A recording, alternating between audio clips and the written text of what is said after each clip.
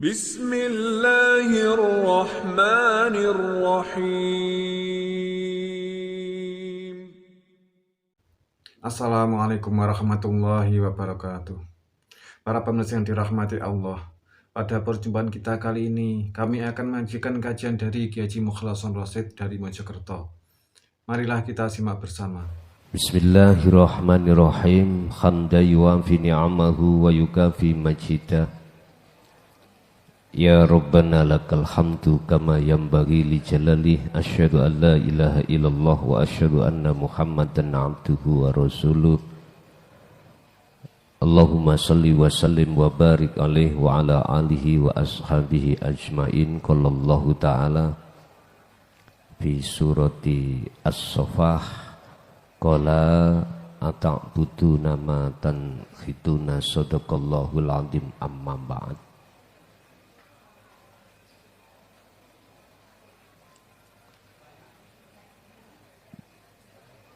Pada malam hari ini kita akan menyelesaikan 3 bab, 3 fasal. Pertama adalah fasal yang nomor 4, beberapa tanda hati yang buta, sampai ke fasal 6, cara hati terlepas dari kebutaan. Fasal yang keempat menjelaskan apa tanda-tanda hati kita itu buta pada Allah, sehingga baik di dunia lebih-lebih sampai akhirat pun dalam keadaan buta. Pertama, tanda kalau hati ini buta kepada Allah, yaitu selalu beriman atau merasa bahwa yang berperan di segala hal, aktivitas apapun itu adalah makhluk. Di hati seseorang itu selalu meyakini kalau saya makhluk yang bisa melakukan ini itu, atau yang berperan, atau yang menyebabkan sesuatu, dan atau di luar diri kita, makhluk di luar diri kita, sehingga wujudnya kita makhluk atau makhluk lain iku nutupi ning ati sampean.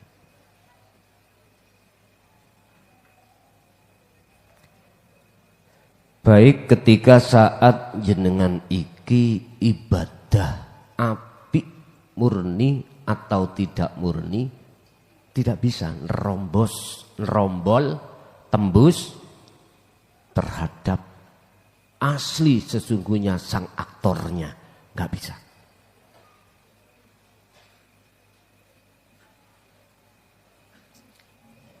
Dan ini masa siapapun kita pasti ngalami, yaitu di masa ketika saat ruhaniyah kita itu menjadi budaknya nafsu. Siapapun kita. Ini Pak yang disebut sebagai hati yang buta pada Allah. Hati kalau sudah tertutup oleh sesuatu, hakikat hukumnya kita itu ruh nyembah berhala. Walaupun lesan sampean kali kula niku ngucap Allah sedina sewengi sak pintal, tetap kita masuk golongan orang yang tertutup. Kalau dalam Al-Quran golongan ini disebut innalladzina kafaru bi ayatillahi wa liqaihi. au walladzina kafaru bi ayatillahi waliqaihi. Golongane wong kafir. Makanya kita itu jangan nganggep dan menuduh orang kafir sedangkan kita tidak tahu kekafiran kita sendiri. Kafaro itu tak artikan tertutup. Jadi biar enggak nyentil agama, biar menyentil individu. Siapapun kita sebagai manusia, kalau hatinya tertutup dengan wujud kita makhluk dan makhluk selain kita, itu berarti kita kafaru. Otomatis waliqaihi dan ingkar juga tidak mau, gak percaya tentang pertemuan terhadap Allah di dunia ini. Sampeyan tanyalah kepada orang-orang yang alim, pertemuan terhadap Allah itu kapan? Besok. Nek wis ono akhirat. Memang gitu. Karena kita tertutup, hati kita terhijab dengan selain Allah. Inilah tanda salah satu kalau kita itu tertutup. Padahal Allah berfirman dalam surat As-Saffat. As-Saffat ayat 96. As-Saffat. Bener sampeyan ya nih Pak. Mestinya ditulis pisan ayatnya. Boleh golek rekoso. Ya sekali-kali sampean disuruh rekoso. Buka-buka Quran. Kon. Surat As-Saffat ayat 96 Allah dawuh wallahu khalaqakum wa ma ta'malun. Utawi Gusti Allah iku khalaqakum sing dadekno kamu sekalian wama dan apapun tak maluna kang timbul perilaku melihat, mendengar, berucap, bertindak apapun iku minallahi ta'ala al-haq, sumbernya dari Allah. Berarti ayat ini nek disimpulkan, oh berarti di balik kita semuanya itu ada sesuatu yang rahasia. Itulah wujudnya Allah. Itulah hidup sejati. Dalam surah Al-Kahfi Allah mengatakan ilahukum ilahu wahid. Itulah Tuhan yang Maha Esa di belakang kamu semuanya. Di balik makhluk itu yang saya katakan rahasia tadi, itulah Tuhan yang Maha Esa. Padahal sudah dikatakan itu. Berhubung kita itu enggak percaya dengan petunjuk di dalam pengajaran hakikat makrifat, otomatis hati kita terhijabi dengan makhluk itu. Ya sampai kapan ya ora bisa ketemu Gusti Allah. Walaupun sukne akhirat tak, malah ketemu garangan-garangan iku sampean. Nggih, ning dunya wis jelas kok. Dalam hadis Rasulullah dikatakan, sebagian hadis ini ada yang mengatakan hadis palsu.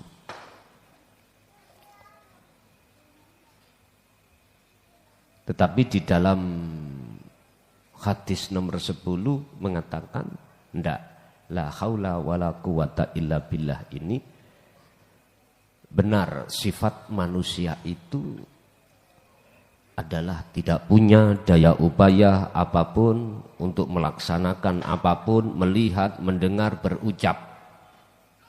Karena sifat makhluk itu kulit iki, ya dah. Bergeraknya itu sesungguhnya geraknya sang berperan. Al-Hayyu di dalam diri Anda. Kedua, tanda kalau hati kita buta kepada Allah, selalu khawatir dalam keadaan apapun, tanpa terkecuali. Yang namanya takdir itu, Pak, ada takdir yang senang, menyenangkan dan menyusahkan. Enak gak enak. Dan ini selalu silih berganti datang terhadap diri kita sebagai manusia tanpa pandang status. Susah itu, Pak, ya. Tidak hanya orang miskin. Susah itu juga terjadi pada orang yang secara dohir dia mewah dunianya. Sampeyan tanya lah, ojo kemalan sawang sinawang. Enak ya wong kae duwe pabrik. Keluar sak keluar tumpakane roda 4. Lho Pak, ngelu mikir cicilan. Lho anggit sampean. Ben wulane niku wonten kredit, Pak, sampean gak ngerti. Malah menurut saya penak jenengan sing ra duwe apa-apa. Tidur iku iso angler, gak kuwatir barangnya dicolong mal. Lah nek maling mlebu omahe wong gak duwe maling goblok. Ya toh. Wis ngerti gak sing dicolong. Ya mesti mlebu wong omahe sugih-sugih. Lho nggih. Wis ta, matur suwun kuwi nek dadi wong sing miskin. Wis tu. Kadang-kadang sifat basariah kita enggak mau, Pak. Jadi ditetapkan Allah sebagai orang fakir. Padahal karepe Gusti, wis syukur awakmu. Awakmu dzikir mudah tanpa ada gandolan repoti wong bisnis iku. Nggih, Pak. Cobilah sampean tangklet orang-orang yang berada. Anggit sampean setiap bulan iku mikir terus ngurusi bisnisnya, gak kober malah dikongkon dzikir gak kober. Wis sik repot ngoten. Lihat orang yang punya jabatan. Dikira dia itu gak gelisah hatinya. Gelisah, khawatir, takut kehilangan jabatannya. Sehingga bertindak apapun sekiranya itu mengamankan statusnya. Umpama ada kesalahan termonitor oleh KPK. Wis ta apa gak iso turu. Takonono yang bersangkutan. Dia berupaya untuk bagaimana caranya jabatan saya itu tetap bertahan. Nyun sewu. Makanya orang mengatakan sebagian itu uang adalah segala-galanya. Bisa menyelesaikan sesuatu. KPK ditembak, polisi ditembak, gitu. Inspektorat ditembak, BPK ditembak, aman Pak. Tapi gak berpikir dunyane aman akhirate taek. Sak repes iki lho. Gak iso aman. Sak repes Pak, tahu sak repes sih? 1 rupiah, 1 ringgit, 1 dinar, 1 dirham. Apa nek Amerika itu? 1 dolar, 1 yen. Yen kamu, yen aku lah. Beda. Nggak iso aman, Pak. Urusan hukum akhirat iku ora iso aman. Bagi sapa? Bagi yang merasa. Orang yang hatinya terhijabi oleh makhluk. Wis tah mesti gelisah. Sampai kadang-kadang diewangi gak mangan, Pak. Mau mikir bagaimana caranya jabataku ini gak logrok. Wis. Sampeyan tanya pada sing duwe jabatan. Ning ngarep sampeyan iki lho. Walaupun elek-eleke kepala desa ya toh. Tekoo. Lho. Begitukah memang sesungguhnya? Iya. Siapapun kita, jikalau hati berbuat sesuatu yang melanggar hukum, ora iso nyaman, Pak. Dan saya tidak mau mengikuti apa yang telah disarankan oleh mereka-mereka yang masuk di golongan innalladzina kafaru. Aku ya ora sok suci, ora. Tapi tetap Anda akan tidak takut dengan LSM, tidak takut dengan KPK, tidak takut dengan BPK, manakala kau itu tidak merasa bersalah. Sebaliknya, jikalau kau merasa melakukan kesalahan, meduk mboten wani. Akhirnya apa, Pak? Gak pate ono film kantor. Nyingkri nang setape engko nek ono LSM ngomong kandhanono aku dinas luar kota. Taek. Lho nggih, Pak. Prinsip saya mek satu, Pak, mohon maaf. Kalau toh petugas-petugas yang berwenang itu ingin tahu bagaimana kinerja kami, ya tak tuduhke. Tapi satu hal, ojo pisan-pisan njaluk sangu mulih. Lho nggih. Sampeyan tanya semua wartawan ke kantor saya, sampeyan tanya staf saya, bagaimana dijak gelut ambek Pak Lurah. Lho nggih. Lho nggih. Kalah menang dipikir mburi. Padahal kalau wis ngemal wong cilik ngene jelas dipiting ya langsung buyar. Tapi jenenge wong ya wis kados ular kobra niku, Pak. Nah, ngaten utawa garangan ka lho. Ya. Kalah menang ya dicoba. Gak lali ya suk ya bongko ae kok ngoten lho. Bon. Mengapa hal ini kuungkapkan? Barangkali di antara jenengan iki Gusti Allah mensematkan al-umarok walaupun tingkat RT, ya.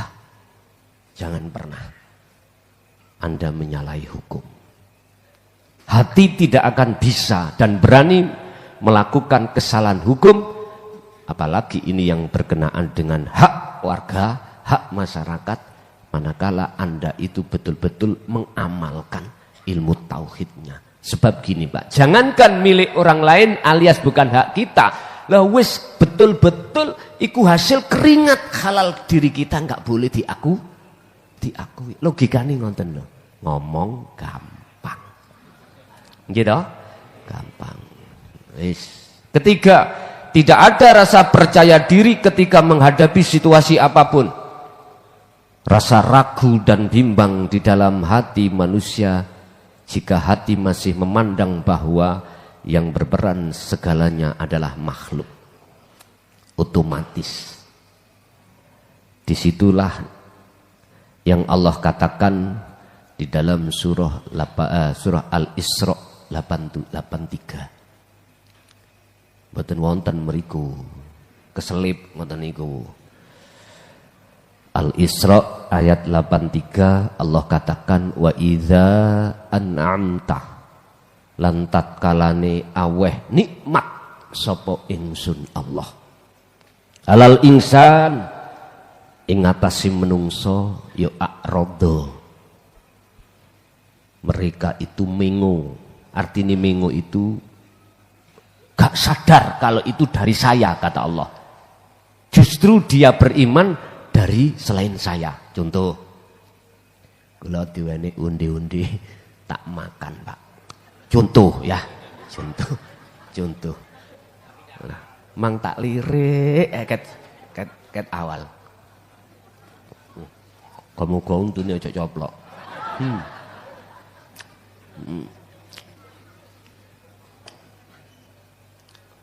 Sapa sing maringi? Oh si A. Matur suwunku iku nang si A. Pujiku iku nang si A. Atiku beriman bahwasanya yang memberi adalah si. Niki maksudnya a'radha. Ngingkari kalau itu dari Allah. Loh, ini kan petanda hati yang buta. Justru saya tidak bisa hatiku iku masuk nerombol sejatine al-hayyu di dalam si A ini. Mboten saged. Boten saged. Bapak Ibu, wa na'a bijanibihi.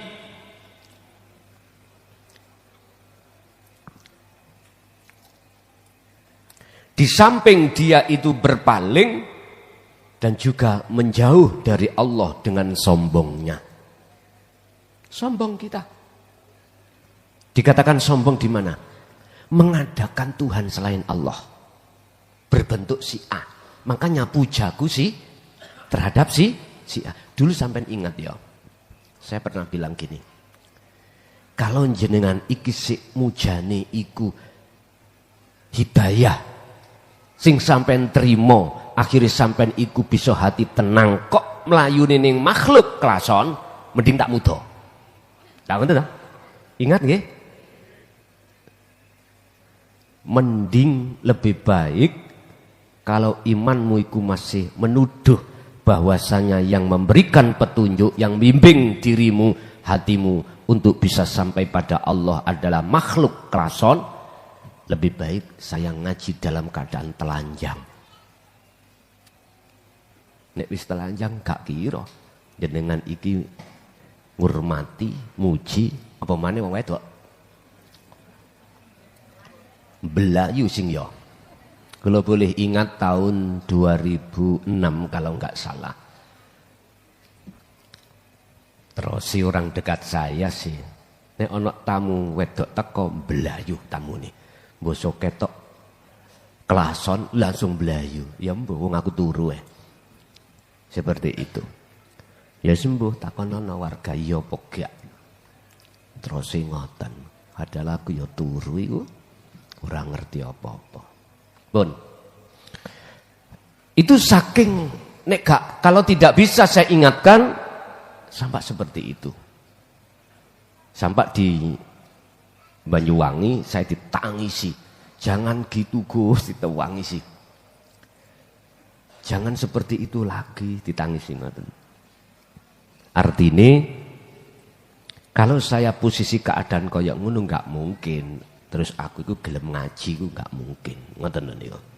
Bon.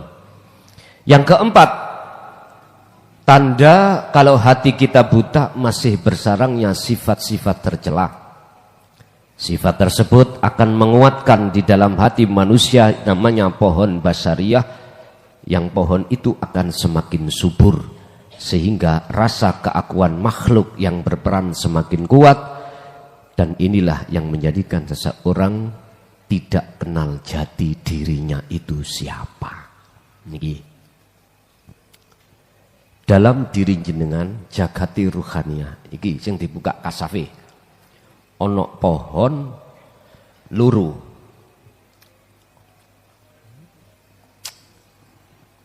Lali ngoten kula tulis gambar teng mriki. Iki kolbun. Jagati kolbun itu di sini ada pohon dua yang menjulang tinggi. Ini pohon disebut basariyah. Yang ini disebut pohon basiroh. Basariyah ini sifat-sifat miturut manusiawiyah. Apa? Semua manusia itu enggak ingin dia itu yang muncul rasa itu kebalikan daripada sifat wujudnya Allah. Enggak mungkin. Pertama, wujud. Mesti manusia itu selalu menginginkan dan imannya aku wujud. Dengan dalil wujudku seperti diwujudkan yang wujud. Lagi dalam sifat salbiyah pun juga begitu. Kidam, bako, mukhalafatul khawadis, sampai wahdaniyah. Pokoknya kita itu jauhnya enak-enak kok. Merampas sifat wajibnya Allah terhadap diri kita. Sifat ma'ani juga begitu. Kita merasa kuat. Kuat dalam mendengar, kuat dalam hal apapun.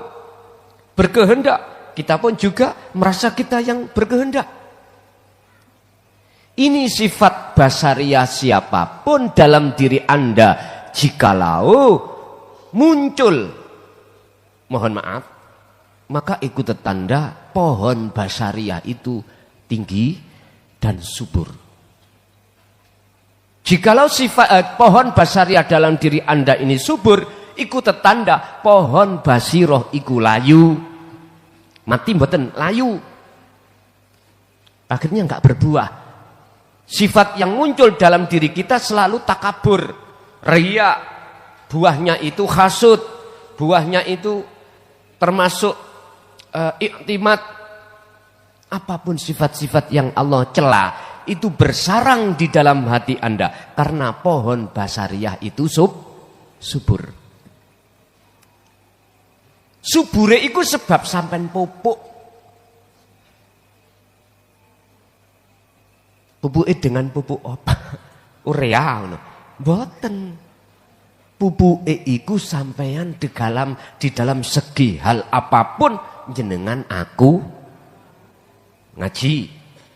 Merasa aku yang ngaji. Ikulah cara memupuk sifat basariah. Jadinya ya dalam hati kita semakin jauh pada Allah. Lah kemanakah sifat basariah menjulang tinggi pada natijah? Akhirnya ujungnya anar.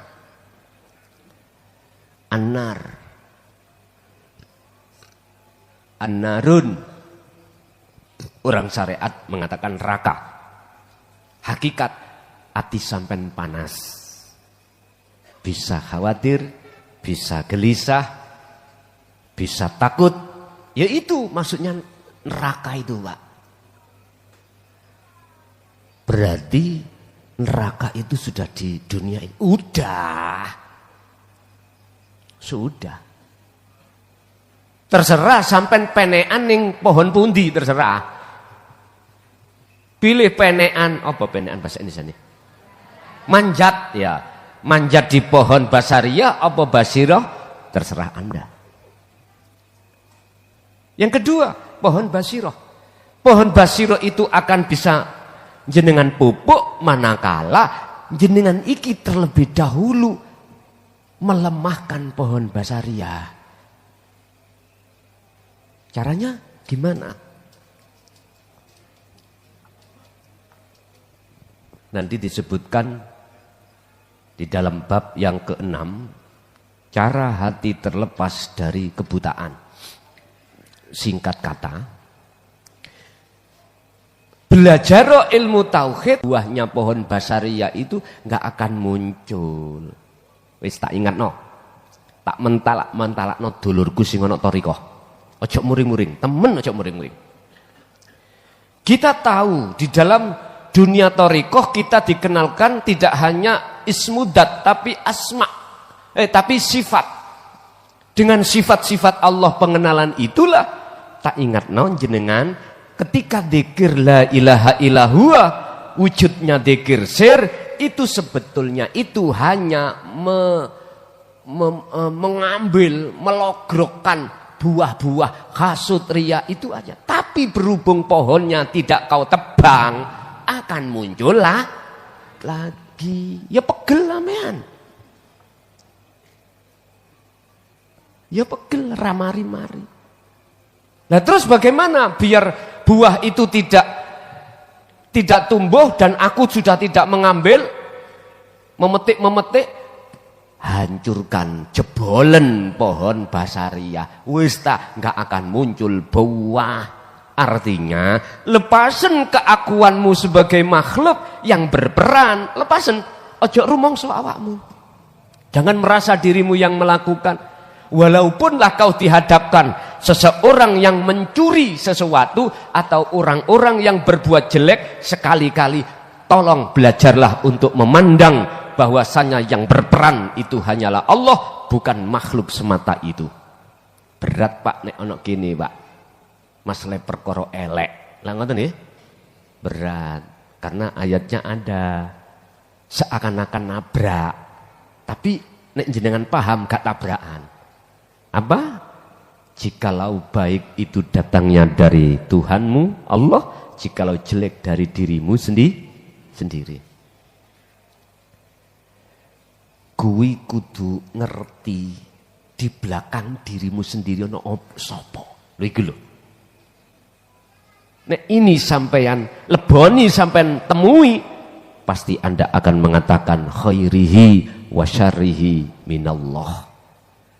Ngomong elek api iku kan pandangan menungso. Lah ngoten ta? Menungso. Jadi ana perbedaan.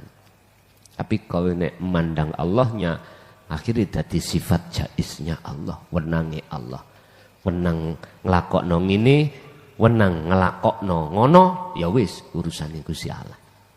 Pun.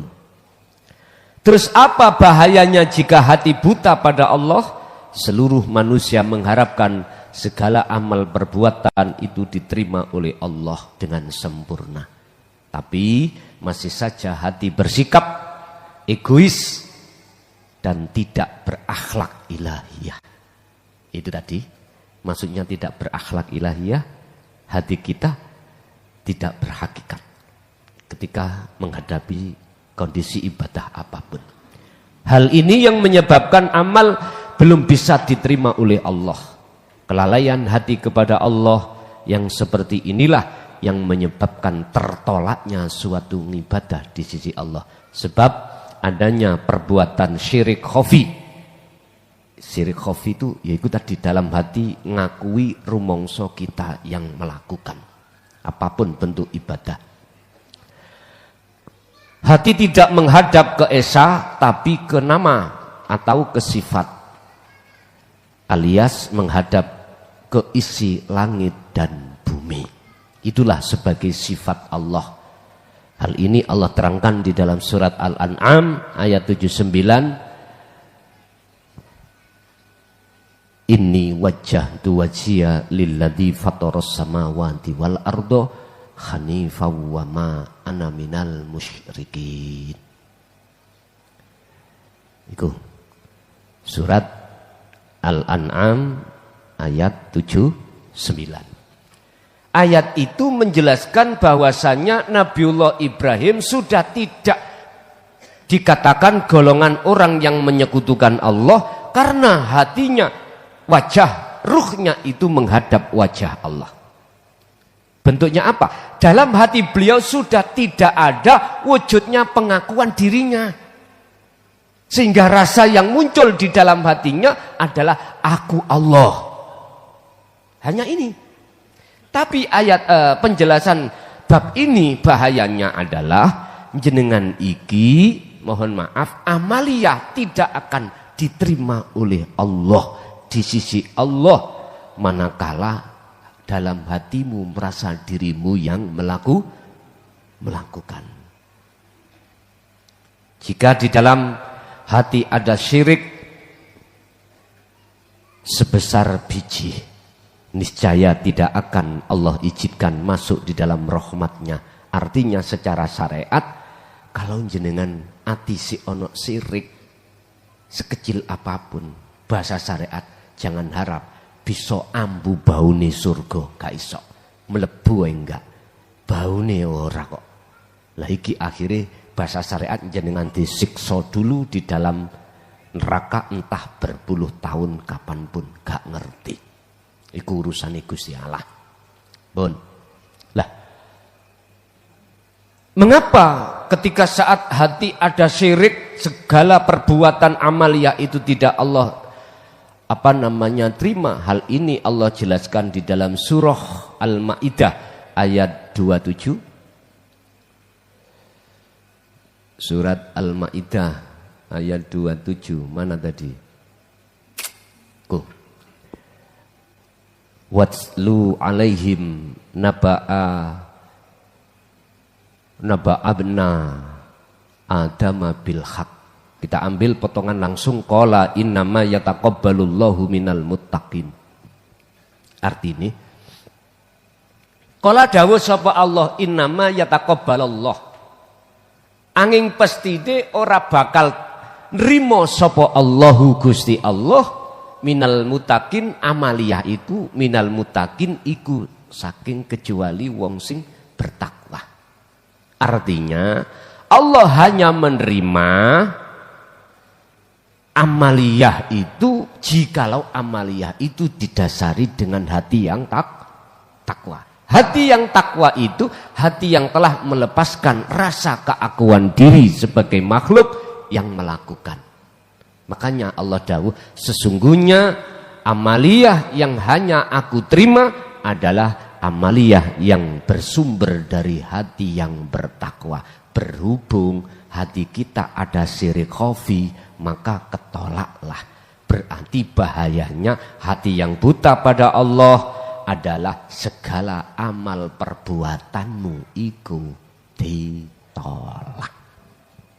Salate mulai cilik sampai matek ora ono fungsine. Karena kita aku. Iki pandangan hakikat lho ya, bukan pandangan syariat.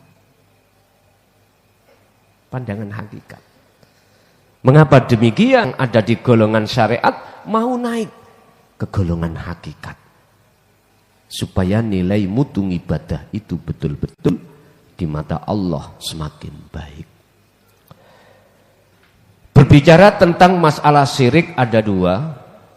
Pertama adalah syirik jali, artinya syirik yang terjadi secara jelas di dalam jasmani. Contoh, kita dulu Pak ya, ketika ada masalah kan mesti berwasilah dengan harapan selesai masalah. Kadang-kadang kita itu ke makom-makom para wali. Intinya njaruk barokahe wali. Bah wali, bah genderuwo, ya sama saja. Sama saja, makhluk. Hati kita pada saat itu mesti ada iman. Datangnya pertolongan itu karena barokahnya. Baik ini yang kita anggap orangnya sudah mati atau belum mati. La farqa bainahuma wis gak ono bedane, Pak. Enggak ada bedanya. Allah kan sudah mengatakan selain diriku itu la yanfa'u wa la yadur. Ora bisa memberikan manfaat luwih-luwih yang kau sebut barokah tadi. Gitu? Atau mencegah dari perkara-perkara yang mudarat. Ora iso. Selain aku ora iso kata Allah. Makanya jenengan takziah nang wali songo atau nanggone apapun sing sampean anggap iku mang barokah. Wis nek ati sampean itu ada keimanan. Selesainya masalah, terkabulnya hajat ikut dari seorang makhluk. Udah syirik jali. Syirik jali ini jelas nih. Bahkan saya lihat di konten YouTube, mohon maaf, di TikTok biasanya itu. Mesane kadang dirangkul, diwambungi. Bahkan sampai memberikan fatwa 99 hajat kau akan dikabulkan kalau kau minta pertolongan dengan wasilah ini. Loh. Iki lho Pak, tanda wis akhir Pak memang nih. Tanda wis akhir. Ketoke jubahan Pak. Kopiane putih, wah serban apa diowel-wel sak tempeh ngoten ya. Insyaallah. Kalau boleh saya katakan ini penebaran syirik. Saya bicara dari sisi hakikat loh ya, bukan syariat. Tapi tak ingatkan Anda, kalau enggak kena tak ingat no sak karepmu dhewe. Iku urusaku. Nek kena tak elingno. Lebih lagi syirik yang tidak pernah umat Islam mayoritas ketahui, yaitu yang kedua yang disebut syirik khafi, artinya halus. Kita tidak melibatkan orang lain. Contoh wali yang sudah meninggal atau belum secara jasmaniah. Diri kita sendiri tatkala saya sholat dalam hati merasa saya yang melakukan, berarti sama halnya saya itu telah melakukan syirik di tengah-tengah ya wis, terima gak terima, mangkel gak mangkel, dudu urusanku wis.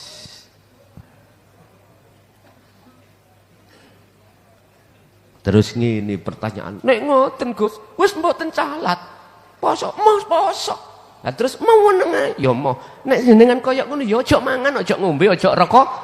Meneng ae. Meneng ae wis kaya obah wis. Disenggol bojomu, ya meneng ae. setan awakmu. Ngono ae. Dikake dhuwit wong, aja diterima, setan awakmu. Ngoten mawon. Mawon ae wis. Artine ngene, Pak. Sampai nek wis paham ngajine lho. Sak temeni perkara makhluk iku wujud nyatane Allah dohir. Iku nek sampean iku kok paham. Nek wis lungguh kono, oh manfaate bojoku iku bukan setan tapi vitamin. Lah ngoten nggih. Akhirnya dadi ngoten. Pak, aku tangklet vitamin iku enake akeh apa titik? Akeh, ya wis. Vitamin kangge persiapan. Pun. Jadi kendaraan saya anggap sebagai kendaraan lah. Fasilitas itu kalau sudah tidak disetir fasilitas, justru fasilitas itu Anda yang menyetir, maka dalam benak hati sampean enggak mungkin akan meninggalkan fasilitas itu. Mekaten. Bon. Pasal yang keenam, cara hati terlepas dari kebutaan atau belenggunya nafsu. Pun ini solusinya. Setiap manusia pasti pernah mengalami kebutaan hati atau tergelincir di dalam kepentingan hawa nafsu. Akhirnya hati sampean ini jauh dari Allah, akhirnya hati sampean gelap dari Allah, sehingga bergantungnya hati ini hanya pada selain Allah. Hal itu kita alami sejak beranjak dewasa sampai berapa umur kita. Oleh karena keadaan hati manusia seperti itu, maka Allah mengutus utusannya yang disebut sebagai Rasulullah. Mengapa beliau diutus? Karena keadaan rohaniah kita itu, Pak, dalam kondisi menjadi budaknya hawa nafsu. Allah jelaskan hal itu di dalam surah Al-Baqarah ayat pinten niku? 6 dan 7. 6 dan 7. Coba kita lihat.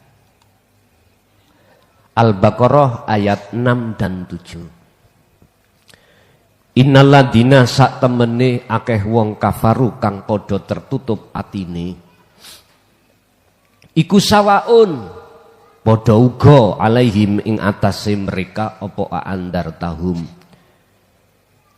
dikasih nasihat, diperingatkan atau tidak, amlam tundirhum, dan atau tidak dikasih nasihat, iku la yu'minun, tetap tidak percaya. Ini awalnya. Sesungguhnya orang-orang yang tertutup hatinya atau disebut orang kafir, sama saja bagi mereka, Muhammad, kau kasih nasihat, kau peringatkan atau tidak, tetap dia tidak percaya. Dan kita itu pernah ngalami itu, Pak. Akhirnya jangan heran kalau menghujat saya, gak apa-apa, saya ikhlas, gak apa-apa. Itu proses kita. Memang jenengan gak salah. Jenengan justru ketika mendamprat saya itu awal dari jenengan itu proses untuk menuju kebenaran. Itu menurut pandangan saya. Seperti itu. Jikalau hal ini tetap kita tidak bergeming dengan situasi kondisi ruhaniah kita, sampai kapanpun misalkan kita nggak percaya, apa yang terjadi seterusnya? Khotamah. Nek jenengan iki wis gak ketemu khotamah. Ndak, sudah terlewatkan khotamah iki. Khotamah mongko ngunci nutup sapa Allahu Gusti Allah ala qulubihim ing atase pira-pira atine wong kafir mang, wa ala sam'ihim, dan juga pendengarane orang-orang kafir. Artinya apa, Pak? Nek wis mentok, gak kena didandani. Ya toh? Allah mengunci hati kita. Artinya walaupun dikasih keterangan yang sangat mudah, tetap menolak. Ngoten lho. ning atiku gak percaya. Wis gak cocok. Ngoten lho. Lho sing gawe gak cocok sapa? Sing gawe ketutup ya Allah dewi. Sebab kita tidak percaya sampai kapanpun. Telinga iki ditutup, maksudnya sampai gak gampang mudah mendengarkan, menemukan keterangan yang bersifatkan dinu tauhid. Jikalau mendengarkan, dibikin Allah, dikersakno Allah, hatimu iku adalah wangkot atau tidak percaya. Ini yang tertutup. Makanya ini sudah tidak berlaku bagi panjenengan. Akibatnya piye? Walahum adzabun adzim, lan iku tetep kedue mereka adzabun utawi siksa adzimun kang agung. Ning donya bentuke jenengan gelisah, khawatir, ketakutan. Ning donya akhirate malah nembak nemen. Tuh. Lah, kondisi seperti ini Muhammad itu bagi orang-orang yang tetap kau kandani, kau nasihati, kau peringatkan atau tidak, mereka itu tetap tidak percaya. Berarti bukan golongan kita Pak itu. Bukan. Beberapa syarat agar hati terlepas dari kekufuran atau kegelapan hati terhadap Allah. Pertama, kita harus menemukan guru akhirat, yaitu guru yang mengajarkan ilmu tauhid mulai dari la ilaha illallah nama. Saya tidak bicara khusus untuk umat Islam. Walaupun tulisannya ini saya katakan tidak ada Tuhan kecuali Allah. Bahasa praktek, bahasa tulisannya Allah. Gitu? Allah. Artinya walaupun itu Allah, walaupun dibaca Allah, tapi maksudnya bukan itu saja. Dalam saudaraku yang ada di agama Hindu, Buddha, sama, itulah nama. Islam, Nasrani, Yahudi, Majusi, sesuai dengan nama-nama itu. Oke. Artinya, jangan kau menyebut nama Tuhanmu selain dari agamamu, jangan. Misalkan kau Nasrani, jangan menyebut Allah, sebutan Allah. Kalau yang Majusi, jangan menyebut Allah atau menyebut Allah, sebutan sesuai dengan agamamu masing-masing. Tapi sampean Anda harus terus mendidik atau bertolak atau berbelajar tauhid yang berikutnya, yaitu tidak ada Tuhan kecuali Dia. Artinya Pak, ini menjelaskan tentang sifat. Sifat Tuhanmu itu apa? Nanti kami jelaskan di dalam sifat-sifatnya Tuhan, sifat-sifatnya Allah. Di situ ada sifat wajib, sifat mokhal, sifat jaiz. Sifat wajib itu ada 20, ya toh? Nanti terbagi menjadi 4 dan seterusnya nanti di belakang. Anda harus paham dan harus merasakan wujud nyatane Allah di dalam sifat. Berarti jenengan wajib untuk satu persatu mengerti tentang sifat-sifat yang nantinya kami jelaskan di babnya. Yang ketiga, Anda harus paham tentang tauhid la ilaha illa anta. Tidak ada Tuhan kecuali Engkau.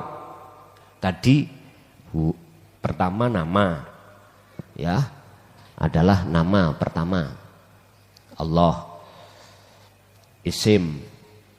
Kedua, lalu sampean sifat. Ketiga adalah zat. Artinya Engkau. Kita bicara Engkau berarti sudah dekat. Kalau bicara kita dia, itu jauh.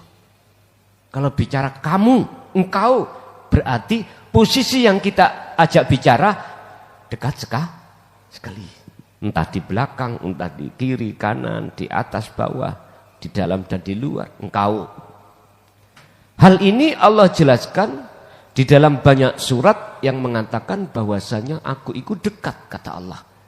Makanya jenengan ini kalau sudah belajar hakikat, ya dah, belajar la ilaha illa anta tauhidnya, otomatis hati Anda akan merasa bahwasanya Allah tidak jauh lagi. Karena Anda sudah menerima dzikir sirul asrar. Di dalam dzikir tersebut ada su'aul basirah, mengajarkan merasa bahwasanya Allah itu dekat. Ini nanti itu kami jabarkan tentang tahapan dzikir, Pak. Tahapan dzikir. Yang keempat, terakhir adalah dzikir atau tauhid la ilaha illa ana, tidak ada Tuhan kecuali aku. Itu artinya jikalau jenengan sudah melewati tahapan di tauhid la ilaha illa anta, isinya syu'aul basyirah wa ainul basyirah wa haqqul basyirah, Anda akan sampai pada la ilaha illa ana. Artinya rasa yang muncul di dalam hati jenengan nanti sudah tidak lagi rasa makhluk, karena makhluk semuanya sudah fana, tinggal rasa aku Allah. Itu kalau sudah melewati 3 tahapan di dalam tentang masalah dzikir sirul asrar, yaitu su'aul basirah, su'a, ain, lalu hak. Su'a adalah merasakan, berarti jenengan harus terus mengasah dzikir rasa. Di dalam dzikir rasa masih ada 2, antara ana dengan engkau. Berarti masih 2. Ana makhluk, engkau Allah. Berarti Allah terasa dalam hatiku dekat. Aku bergerak sebab digerakni oleh Allah. Jadi masih ada 2. Nah, inilah nanti akan sampai diteruskan ke ainul basyirah, syahadat tunggal. Bagaimana? Antara ana dengan anta, ana makhluk tadi loh, dengan anta Allah sudah tiada. Sudah tiada. La ibsarun wa mubsarun wa basarun, sudah tidak ada. Terus jadi apa? Ana Allah. Ini nih Quran juga. Innani anallah la ilaha illa ana. Berarti ini sudah tauhid yang paling puncak. Selesai sudah. Pertama, Anda harus mencari guru untuk menjelaskan tentang masalah tauhid 4 ini. La ilaha illallah huwa anta ana. Allah kali dengan huwa itu hukum yang berlaku di jasmani, anta dengan ana itu hukum yang ada di rohani. Makanya dalam surat Al-A'raf ayat 172, alastu bi rabbikum, lah anak ada di situ toh. Tuh, apakah aku iki Tuhanmu? Berarti yang berlaku di situ antara ana dengan anta. Loh. Jenengan jawab qalu bala syahidna. Jenengan anta iku pangeran kula, pangeran saya, Tuhanku. Lah inilah Pak, yang harus jenengan tingkatkan sampailah jenengan pada hakul basyirah, menyatakan. Bentuk menyatakan itu adalah disebut fana'u dzikri la ilaha illa ana. Yo sejatine aku ikulah Allah. Wis gendeng nek wis ana ngono. Wis ora apa-apa. Jikalau kita sudah bertemu terhadap guru tersebut, guru itu Pak, pertama tak ngomong prosesi memangi koyoke menungso, koyoke makhluk, koyoke si ansi koyoke. Nanti kalau Anda sudah sampai hakul basyirah, sebetulnya guru jenengan iku ya wujude Allah iku, bukan makhluk. Makhluk iso apa? Ora iso apa-apa, cok. Mboten saged. Paham nggih? Memang prosesnya awal koyoke makhluk. Guru ini tidak harus punya status, tidak harus. Oh, dia harus punya nyun sewu, punya pondok, baca Qur'annya itu fasih, hadisnya hafal, kitab ijma' kiasnya itu menguasai. Enggak, dobol, enggak. Tidak harus beliau itu punya status seperti itu. Cirine guru akhirat itu Pak Bu, atine iku hanya terpaut pada Allah, enggak terpaut pada siapapun. Makanya nek ono sing mulang katanya tauhid kok jawaluan, nyuwun sewu lho ya, mesti santalokno karena meluruskan tauhid murni saya. Ngapunten, dudu iku tandane. Senengane ndawir nang sampean. Dudu iku. Bukan itu.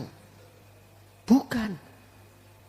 Walaupun zaman di akhir kayak ngene, apakah ada guru yang seperti Abu Bakar, Umar, Utsman, Ali, di mana beliau mengamalkan hukum dohir dan hukum batin sebagai estafet baginda Rasul, yang mohon maaf, yang banyak yang tidak diceritakan secara vulgar kematian di antara empat ini. Yang vulgar yang kematiannya itu hanyalah Sayyidina, padahal beliau yang tiga itu racun, Mbak. Lho, sing racun hafal Quran nane. Mbok ni ancuk ini. Lho nggih. Lho estu.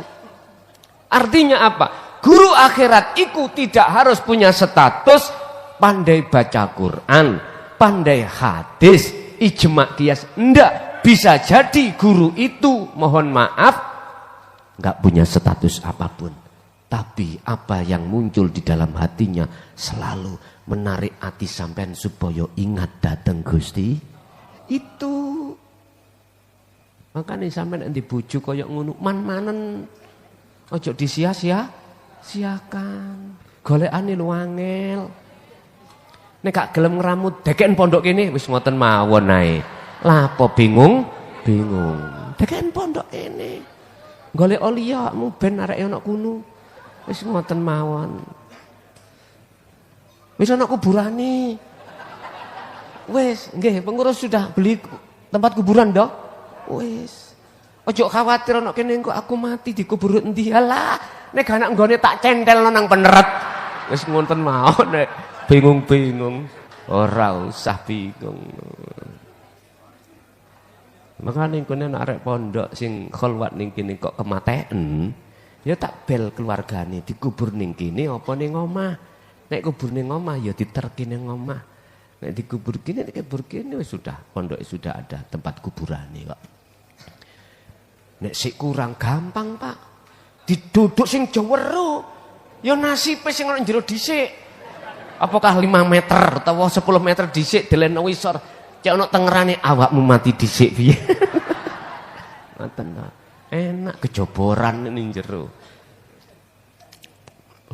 Kedua, jika Anda sudah menemukan figur seorang guru akhirat, maka selanjutnya langkah berikutnya adalah harus jenengan iki bertapa. Kan ilmu ini sudah didapatkan. Bertapa. Bertapa yang kumaksud di sini Allah katakan dalam surah Al-Baqarah ayat 256. 256.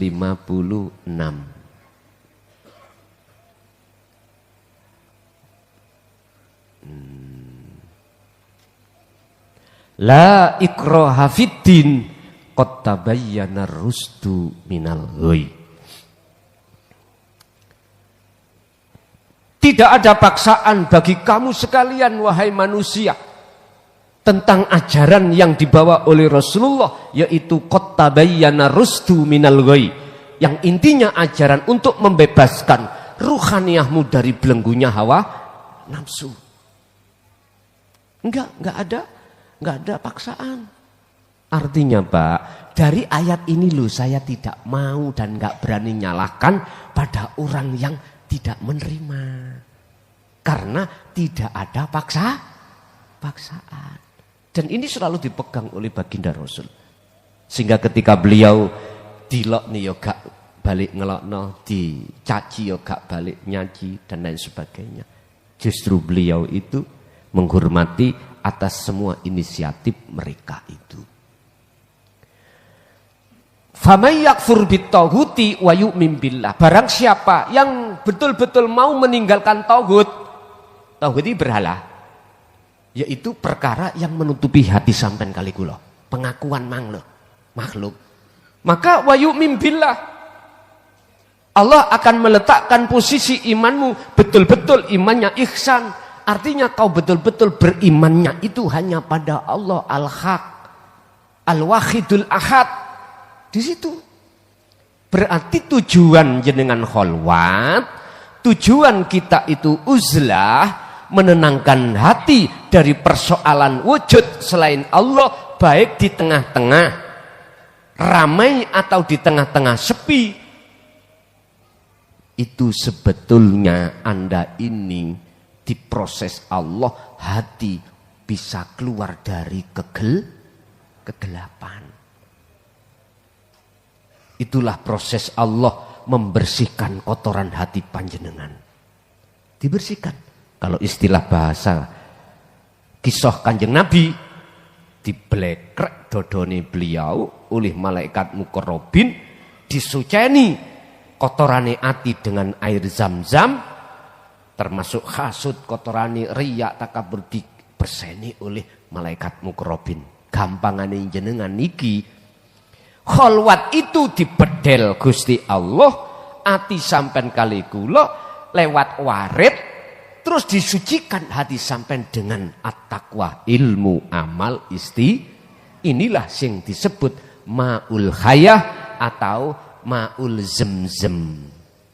Zemzem itu zam-zam, artinya kumpulo. Niki wonten kisah Pak. Siti Hajar goleki air, mencari air gak temu-temu. Terus ketemu di bawah pijatan kaki Nabiullah Ismail, nyumber Pak, akhirnya zem. Artinya banyu nglumpuo. Akhirnya kesebut banyu zam-zam. Jadi zam-zam ini, zem-zem itu bahasane ngumpulo. Ngoten. Karena untuk mensucikan ma'ul wiladah, darah-darah kotor pada diri beliau itu termasuk yang melekat di Nabiullah Ismail. Sebetulnya itu kisah. Iki sanepan, yaiku ati sampean kalih kula penuh penyakit. Makanya harus dibawa ke dokter akhirat. Nek penyakit jasad dibawa ke dokter dunia. Wis ojo keliru. Keempat, istiqomah. Hati terus-menerus berzikir tanpa terikat dengan waktu dan tempat. Surat Al-Ahzab ayat 41. Leresan itu. Dan 42. Di situ Allah katakan, ya ayyuhalladzina amanu dzkurullaha dzikron katsiran fasabbihuhu bukratan wa asila. Wahai orang-orang yang beriman, ingatlah kau pada Allah. Sing dipanggil iku amanu. Mengapa harus dipanggil amanu? Karena amanu iki wangkot. Hei orang-orang syariat thariqah, masuklah kau di hakikat. Karepe ngoten. Wahai orang-orang yang hanya mengenal tauhid la ilaha illallah dan la ilaha illahua, lekaslah ke la ilaha illa anta. Sebab dengan lewat itulah Anda akan bisa sampai la ilaha illa ana sebagai puncak inti wahyu Rasulullah yang terakhir. Itu. Karepe ngoten. Udhkuru do ilingo sira Allah ing Gusti Allah dzikron kelawan sejatine iling kathiron kang akeh. Terus menerus Anda harus berzikir. Pundi sing dimaksud dzikron kathiron wa huwa adzikru bisiril asrar. Pas di bab su'aul basyirah. Terus gempur hatimu dengan zikir itu, nanti ke ainul basyirah itu ngelinding dewe Pak. Kalau sudah waktunya ainul basyirah, udah dengan sendirinya geser. Geser nanti. Allah sendiri nih yang geser. Lah, inilah maksud supaya jenengan kali kula iku hati iku selalu ingat terus menerus. Fasabbihuhu bukratan wa asila. Lakukanlah persucian itu baik siang maupun malam. Berarti enggak terikat dengan waktu atau tempat. Ibu haid, ibu habis babaran, bapak habis kelon, misalnya ya, boleh terus zikir itu. Adus jinabat sambil zikir, rapopo. Mboten masalah. Tapi nek cara syariat ojo, Pak. Ojo, nek cara hakikat enggak masalah. Pun. Itulah terkait masalah mulai dari kebutaan hati, resiko butanya hati pada Allah, termasuk ciri-ciri kita buta terhadap Allah, sekaligus solusi bagaimana cara melepaskan diri dari kegelapan. Intine nek sampean iki ruangan pingin benter padang, yo nyalakno lampune. Nek ati sampean pingin makrifat datang Allah, nur makrifat itu kudu menyala. Nyalane nur makrifat sebab duki dzikir la ilaha illa anta ke la ilaha illa ana, dari dzikir sirul asr ke fanaud dzikri. Ya iki kuncine, Pak. Pun ngoten, walaupun jenengan gak isok maca Quran, ora apa-apa. Gak ngerti hukum ngene, hukum ngono, ora apa-apa. Sing penting jenengan iki sekarang sudah umur bau tanah, wabtagi fima atakallah darul akhirah, utama membangun ruhaniyah datang Allah. Biar sewaktu-waktu mati sudah tidak menanggung resiko kebutaan sampean. Wis. Lah, isone dzikir sirul asra sampean trimo ngaji tentang tauhid la ilaha illa anta. Pun iki prosesnya, Pak, barulah sampai pada tujuan. Oke, sebagai kesimpulan tadi kita masuk pada sesi tanya jawab. Barangkali ada yang bertanya, kami persilakan, monggo.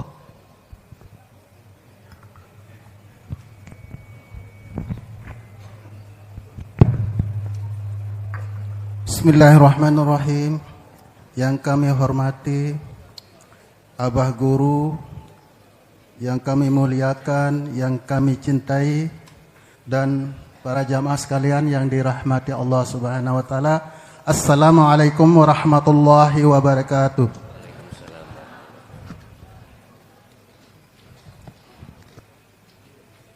Saya perkenalkan diri saya, nama saya Haji Ruslan Husain dari Lombok,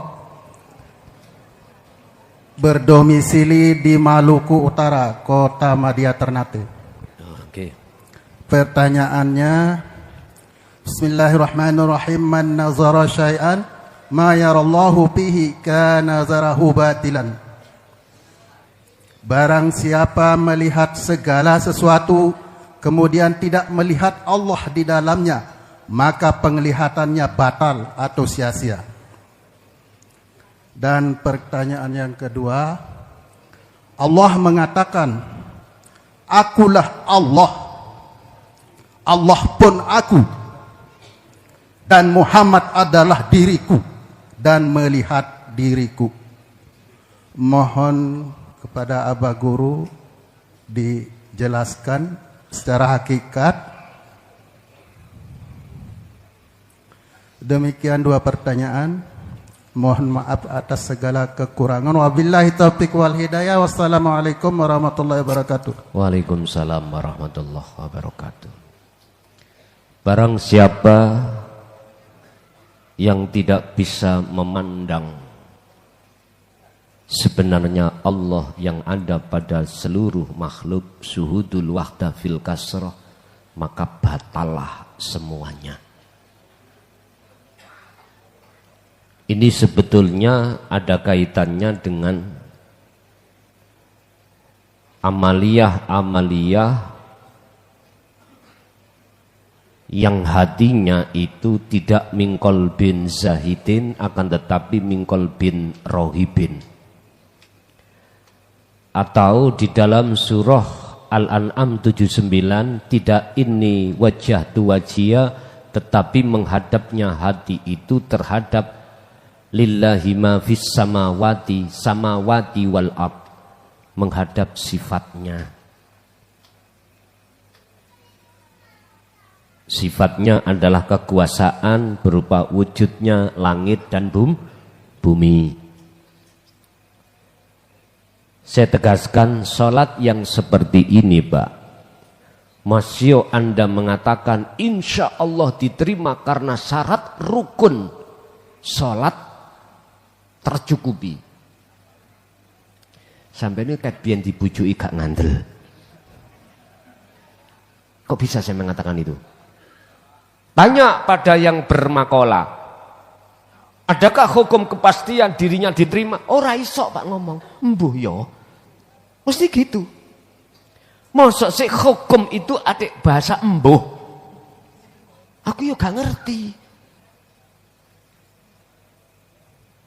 Nggih mohon maaf, saya itu ngeritik supaya jenengan iki dandani atimu supaya lakune Amalia itu betul-betul di mata Allah itu benar dalam penyembahannya. Gitu loh.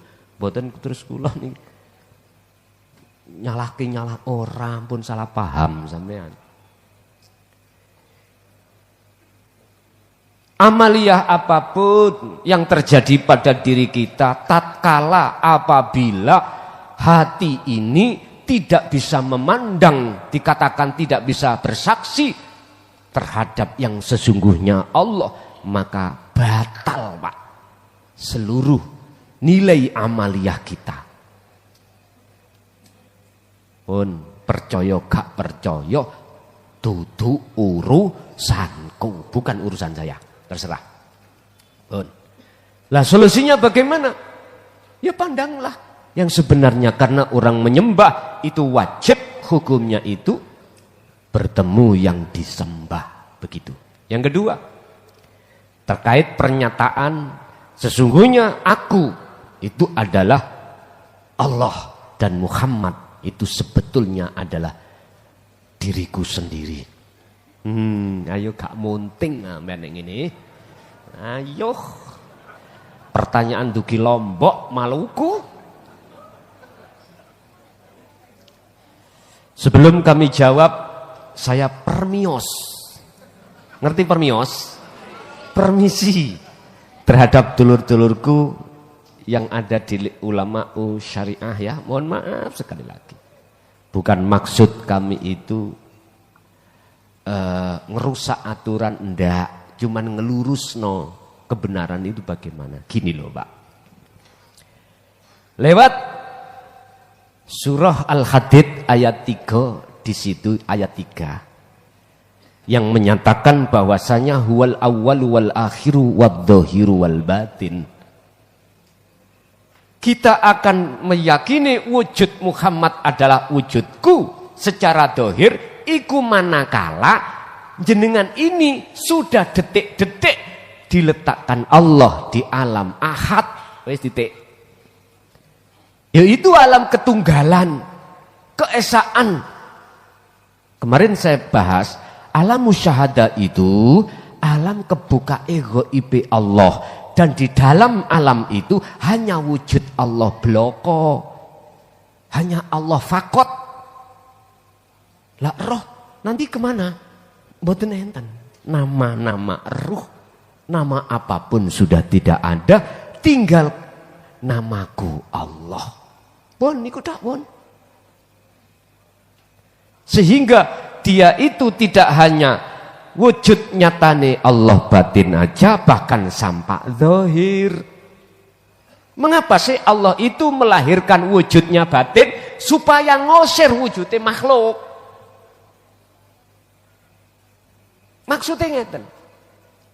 Dohir kan sementara kita anggap makhluk, lah ngeten nggih? Oke. Itu tadi nanti kalau datangnya wahyu dan nabrak wujudnya Allah terhadap wujudnya makhluk itu makhluk dan hilang, ngoten lho. Ini bagi siapa? Bagi mereka yang sudah diproses Allah nyatakno wujud batine Allah. Ya iki. Wis jelas? Bah kuwi paham, bakak paham dudu urusaku. Saya ulangi ya. Mengapa Allah dohiron wa batinan? Nyatakno wujud batine Allah ke wujud dohir supaya ngurus sampean, supaya ngusir kewujudanmu sebagai makhluk. Ben gak ono wujudmu sebagai makhluk.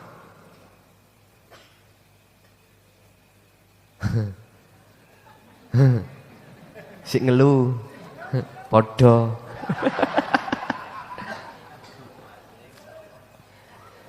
Ini loh Pak, wis gak ada aku klason, wis gak ada.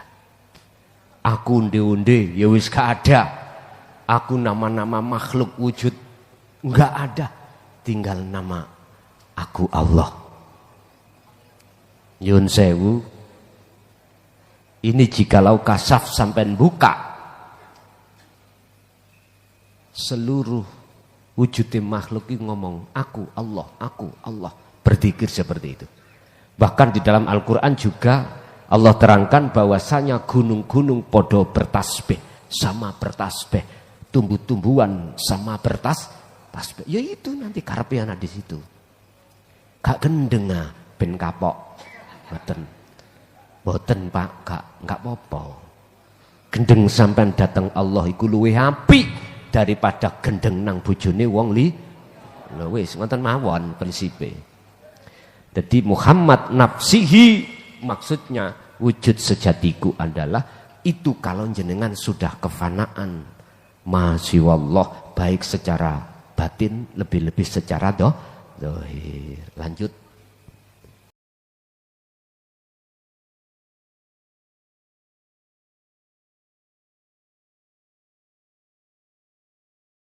Alhamdulillah telah kita simak bersama kajian dari Kiai Haji Mukhlason Rosyid atau Guson dari Mojokerto, pengasuh pondok pesantren Miftahul Ulum Jaya Baru, yang tepatnya beralamat di Jalan Perjuangan, Dusun Gelonggongan, Desa Sumber Tebu, Kecamatan Bangsal, Kabupaten Mojokerto, Jawa Timur, yang menekankan pendidikan holistik yang fokus pada ilmu tauhid dan tasawuf. Beliau adalah gambaran ulama muda yang mampu menjembatani nilai-nilai keislaman tradisional dengan pendekatan modern. Beliau juga menekankan pentingnya mempelajari Islam secara mendalam, tidak hanya aspek lahiriah saja, tetapi juga batinnya. Beliau juga mengajak pendengarnya untuk tidak hanya memanai Islam secara tekstual saja, tetapi juga meresapi maknanya secara spiritual. Semoga kajian-kajian dari beliau bisa kita petik hikmah dan manfaatnya, sehingga membawa keberkahan kepada kita di dunia dan akhirat. Amin, amin, ya Rabbal Alamin. Akhirul kalam, wassalamualaikum warahmatullahi wabarakatuh.